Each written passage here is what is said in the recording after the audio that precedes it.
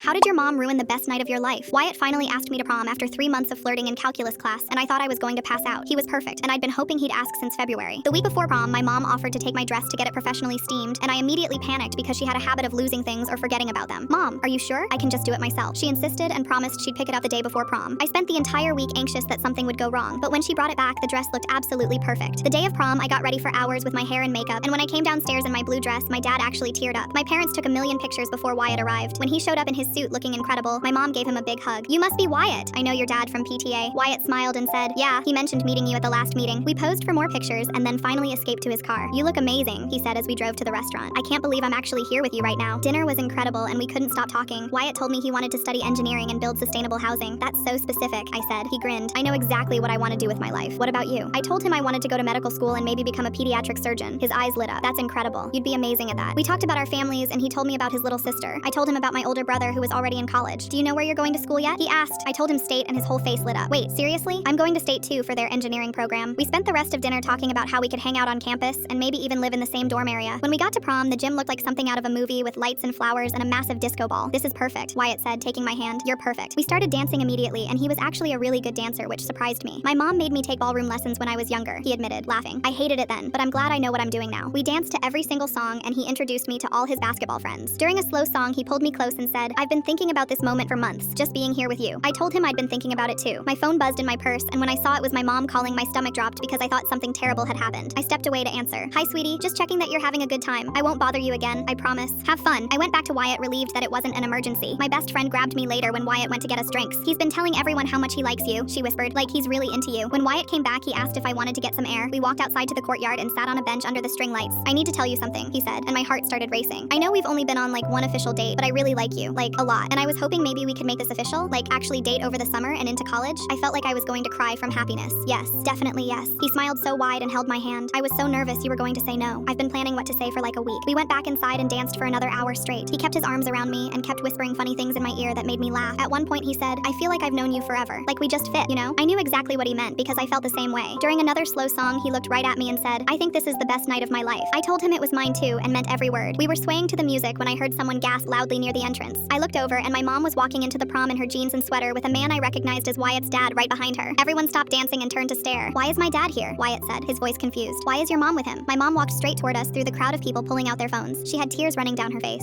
"Sweetie, I'm so sorry to do this here, but I couldn't wait anymore," she said, her voice shaking. "I'm leaving your father tonight. Wyatt's dad and I have been seeing each other for months and we can't hide it anymore. We're running away together and getting married tonight." I looked at Wyatt and saw the horror on his face that matched exactly what I was feeling because we both realized at the same time that we were about to be step-siblings. Full story on the channel below.